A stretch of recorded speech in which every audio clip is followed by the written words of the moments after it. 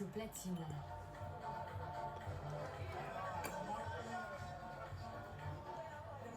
Plus je vois de gens, plus je décroche de contrats. Et plus je me fais des amis, plus j'ai accès à de potentiels clients ou à des villas. La vérité, c'est que quand je veux vraiment ne plus penser au boulot, je ne viens pas à Capri. Giada vient de décrocher un gros contrat. Une famille royale du Moyen-Orient l'a choisi pour s'occuper de son séjour en Italie cet été.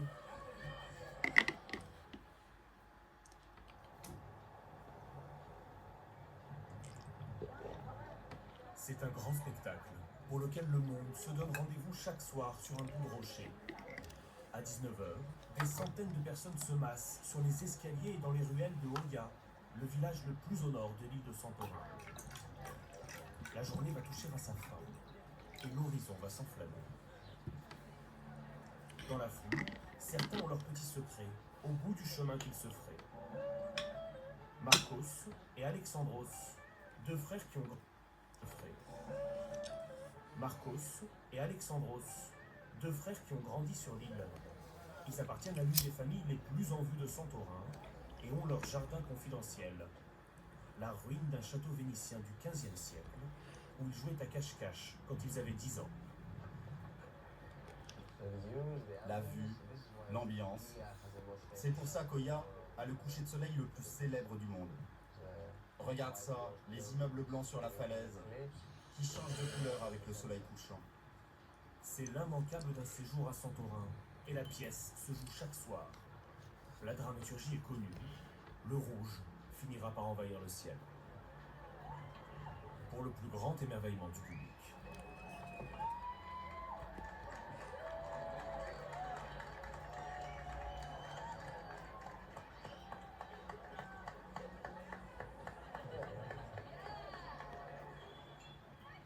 Chaque jour c'est différent. La façon dont le soleil se couche, les couleurs sur les maisons, les sentiments qu'on ressent, c'est beau. Allez, on y va. Une fois le soleil disparu, les spectateurs quittent la falaise. Une foule compacte à travers le village. Il faut parfois compter jusqu'à 1h30 pour s'en extraire. C'est le prix pour assister à la principale attraction de l'île. À 45 minutes de vol d'Athènes, Santorin est avant tout un énorme volcan. Au milieu, sous l'eau, le cratère, la caldeira en grec, qui s'est effondré il y a 3500 ans lors d'une éruption qui aurait englouti avec elle la légendaire Atlantide. Vol low cost depuis toute l'Europe et paquebot de croisière. En moins de 20 ans, ce site extraordinaire est devenu une mecque du tourisme de masse. 2 millions de visiteurs chaque été. À Oya, la quasi-totalité des bâtiments sont des hôtels, des boutiques ou des restaurants. Dans une île surpeuplée de vacanciers, Marcos Castellanos promeut de l'exclusivité. À seulement 29 ans, il possède le plus bel hôtel de Santorin, le Canaves. Un palace troglodyte de 56 chambres, accroché à la falaise.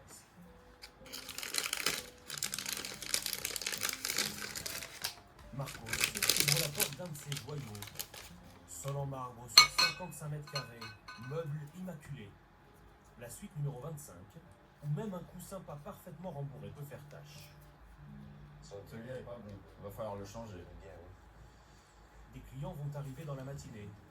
Pour dormir dans cette grotte de luxe, ils devront débourser l'équivalent de 5 nuits dans un grand hôtel français.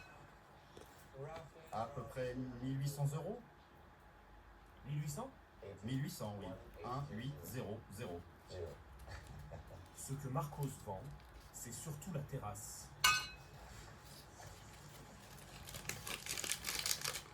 Ici, on a une piscine à débordement, avec une vue à 180 degrés. On est juste sur la crête de la falaise, avec un panorama sur tout le village. Si vous regardez juste là-bas, vous voyez la rue.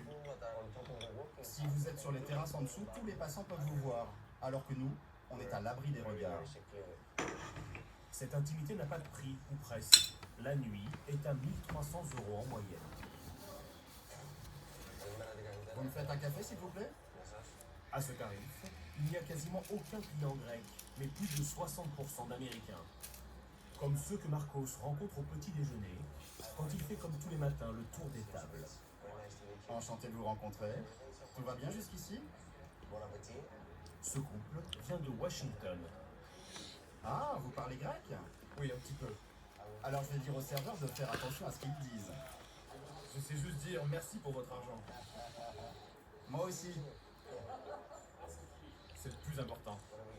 Bon, si vous avez besoin de quoi que ce soit, vous n'hésitez pas. Bonne journée. L'hôtel n'est ouvert que 7 mois par an, d'avril à octobre. Mais à partir de mai, il affiche toujours complet. Là, avec le système, je contrôle les arrivées, les départs, tout ce qui se passe. Ça, ce sont les réservations pour juillet. Combien de clients avez-vous par saison?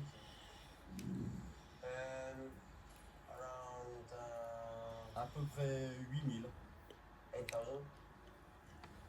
Pour un chiffre d'affaires de plus de 10 millions d'euros par été. C'est plus que n'importe quelle autre enseigne de Santorin.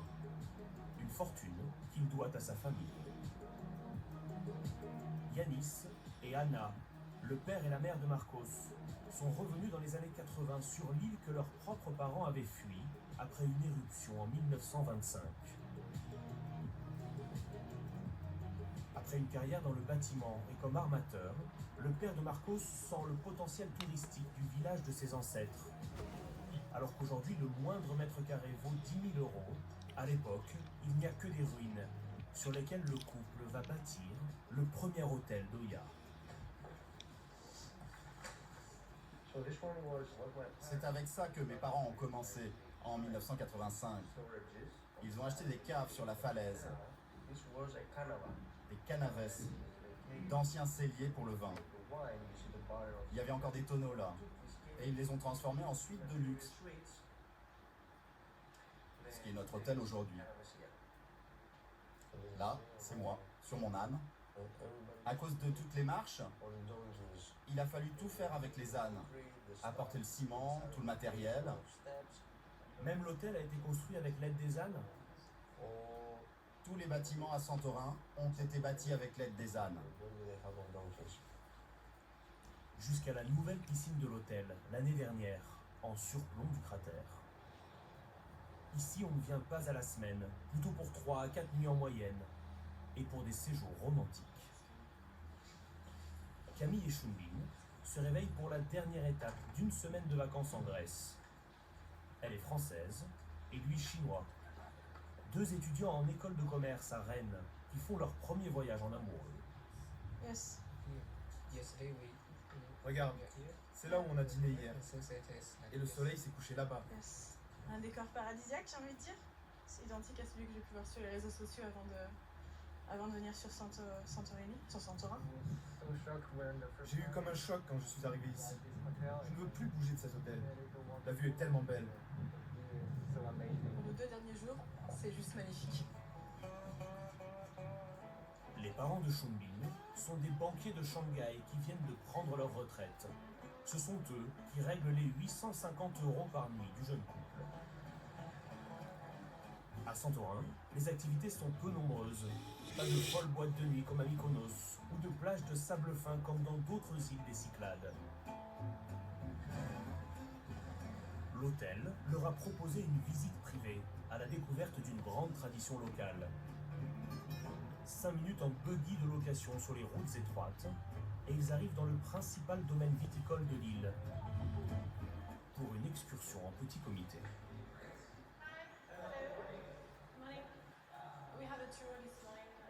Ah ok, donc vous êtes de l'hôtel Canaves. Camille et Chunbin vont découvrir les vignes avec un couple d'Américains. C'est Spiros qui les accompagne, un ancien journaliste reconverti en guide.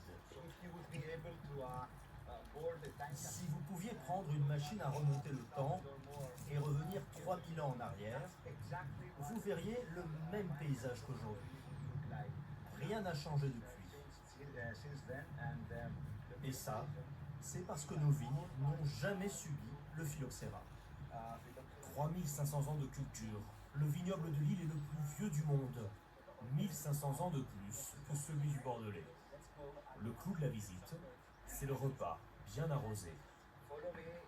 Les 4 touristes vont maintenant déguster les 12 vins que produit le domaine, en commençant par la spécialité, les blancs.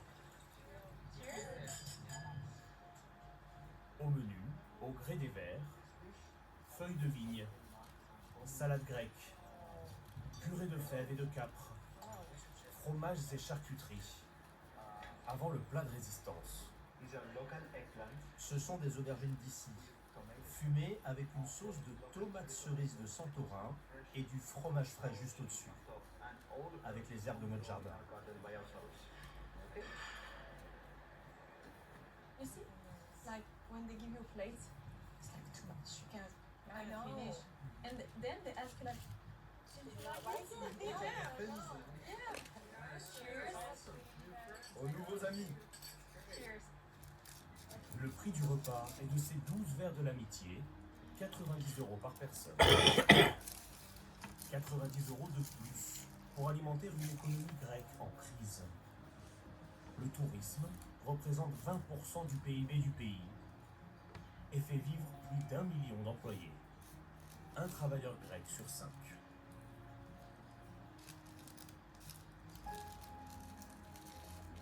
L'hôtel de Marcos ne compte pas moins de 130 salariés. Ils vivent dans une résidence spécialement construite pour les loger.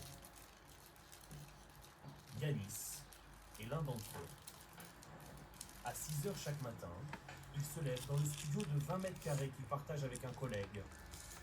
Il est barman à l'hôtel et travaille 7 jours sur 7. Alors chaque minute de repos compte, quitte à faire une croix sur un vrai petit déjeuner. Je prendrai quelque chose en chemin. C'est plus facile et plus rapide. Une salle de bain, un coin cuisine et un lit simple. C'est le confort un peu spartiate qui sera le sien pour les 7 mois que dure son contrat de saisonnier. À 26 ans, Yanis est arrivé de Corinthe début avril et il aura peu de temps libre jusqu'à fin octobre. Un seul jour de repos par mois et 9 heures de service quotidien. Bonjour. À 7 h, Yanis rejoint le bar pour préparer le petit déjeuner des clients.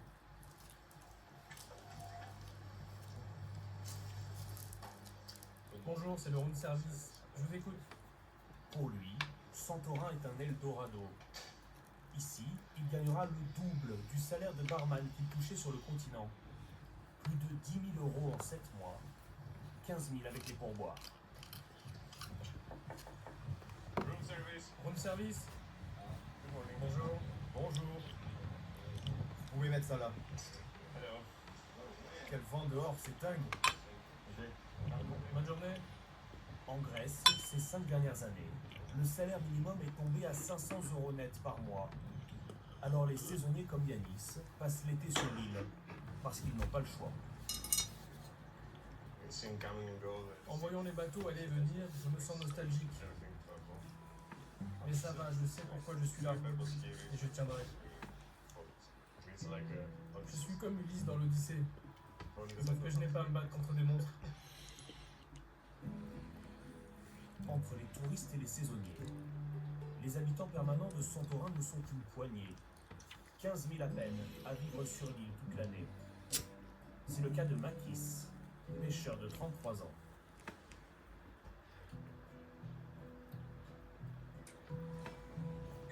Mon père et mon grand-père étaient pêcheurs aussi.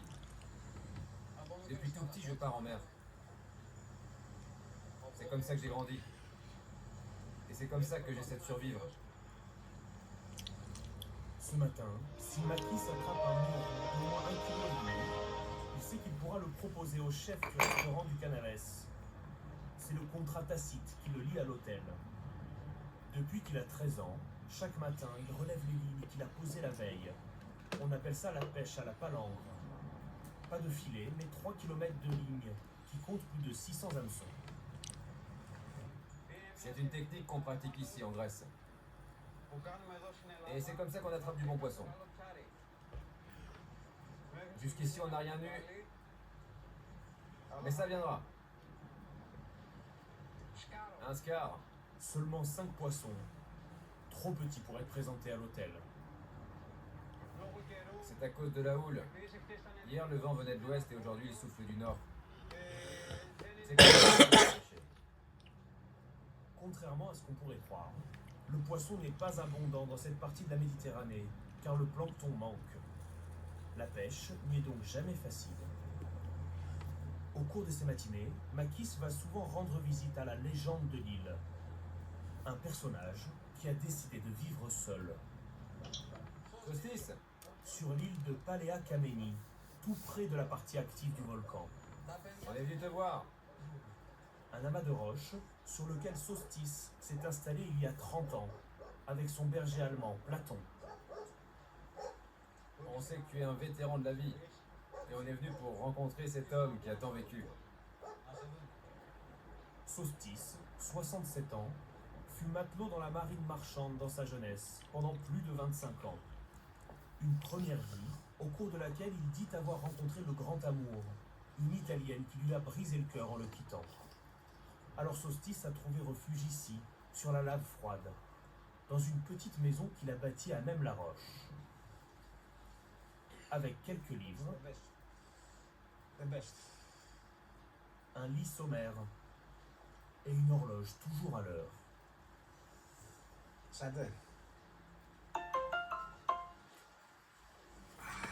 Solstice touche 750 € de retraite de l'État grec. Sa principale dépense n'est pas pour lui, mais pour ses bêtes.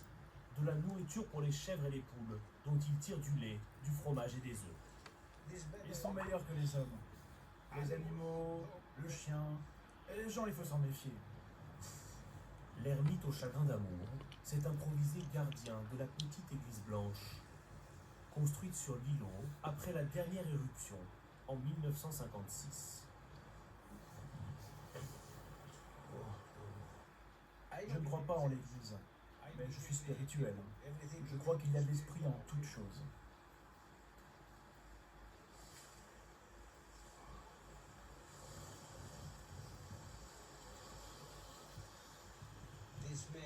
L'encens, c'est bon pour faire fuir les mauvais esprits.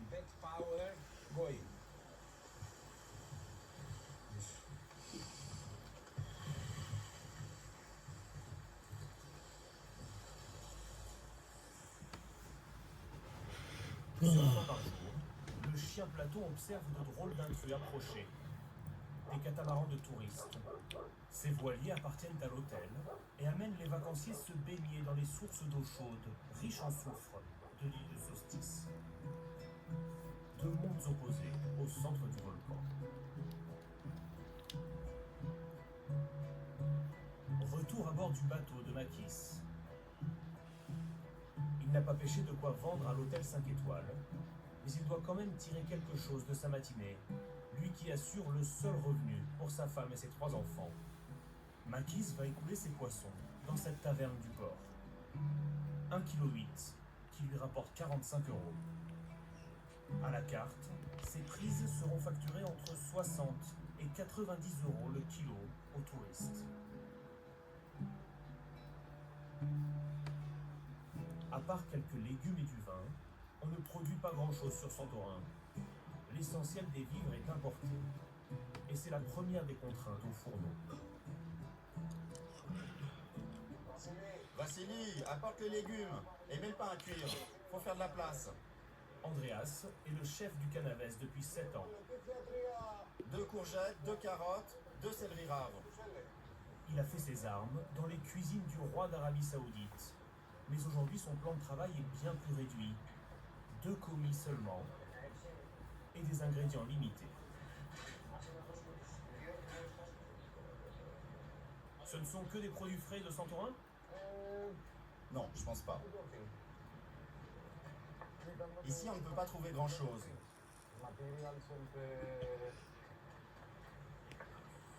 En tout cas, pas tous les ingrédients frais qu'on voudrait. Il y a moins de choix qu'à Athènes. La viande est le plus souvent sous vide, tout comme le poisson. Et pour certaines commandes, ce serait même aux clients d'être prévoyants. Par exemple, si j'ai besoin de betteraves jaunes pour demain, et si je n'en ai pas, je dois appeler à Athènes et je serai livré dans 2 jours.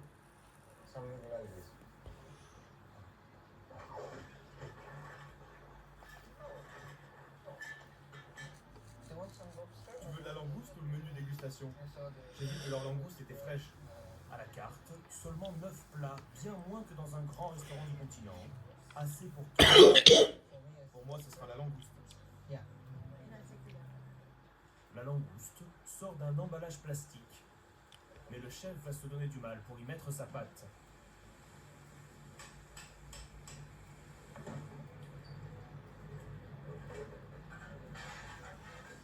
La relever avec de la sauce aux crevettes, des tomates et des petits légumes.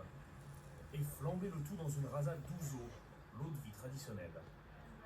En ajoutant des orzos, de petites pâtes typiques en forme de gros grains de riz.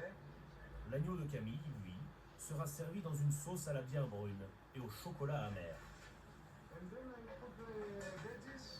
Table 55.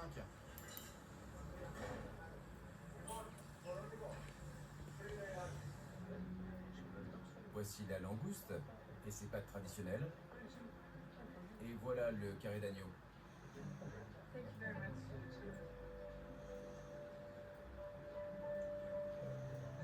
the view. Tu vois, il y a la vue derrière et le verre. Very nice. Je vais poster on the social media. Après le déjeuner dans les vignes, le dîner face à la mer.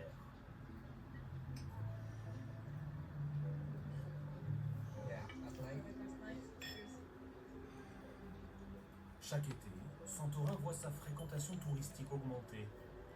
Face à cet afflux, la direction du palace a d'ores et déjà prévu d'ouvrir un autre hôtel l'an prochain, dans un hameau voisin, Yes, very sweet and soft. face à l'ouest, Yeah.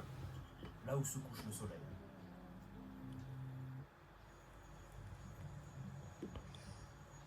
Bonjour, par ici. 11 heures de vol pour débarquer au paradis. Bienvenue à Bora Bora, messieurs, dames. Merci. C'est votre première fois ici? Oui, Vous venez célébrer votre 5e anniversaire de mariage? ouais, Félicitations. merci beaucoup. Après vous? Ces New-Yorkais sont venus passer 5 jours dans un palace situé sur une île privée de Bora Bora. Le personnel de l'hôtel vient les chercher en bateau. Ashley, 32 ans, travaille dans la finance à Manhattan.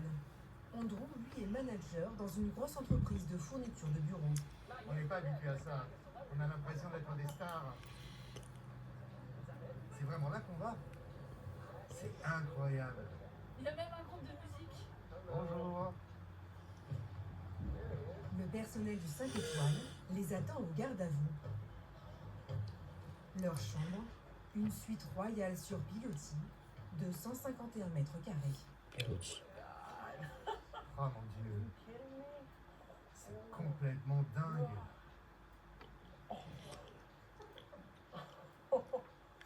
Regarde ça, bébé. Une villa à 3500 € la nuit.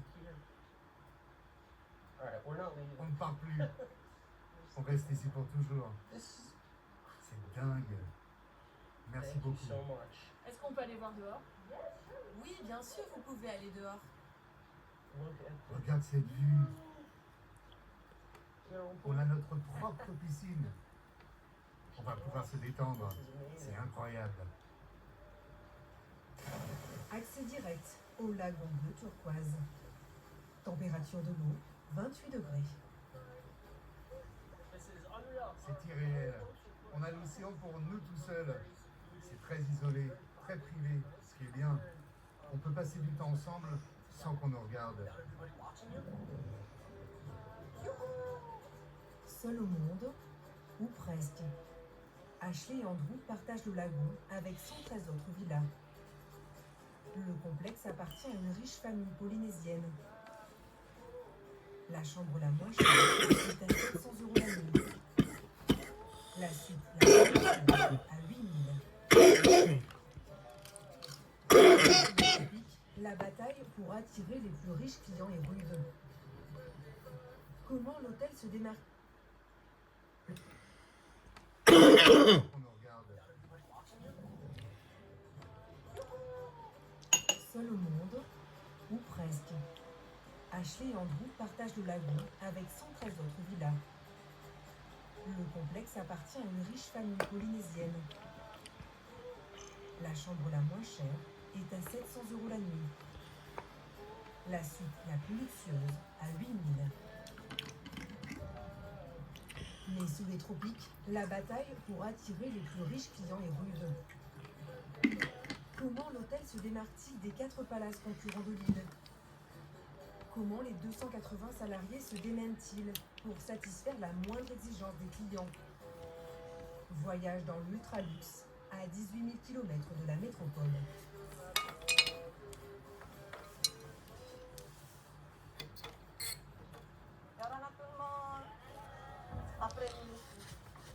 Tous les matins, les salariés qui habitent sur l'île principale de Bora Bora prennent une navette pour rejoindre l'hôtel.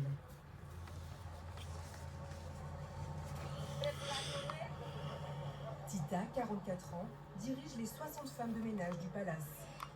16 ans qu'elle fait chaque jour le même trajet. Moi, j'ai de l'enfant tous les matins, je me promène en bateau. Donc, j'ai tout le temps cette vue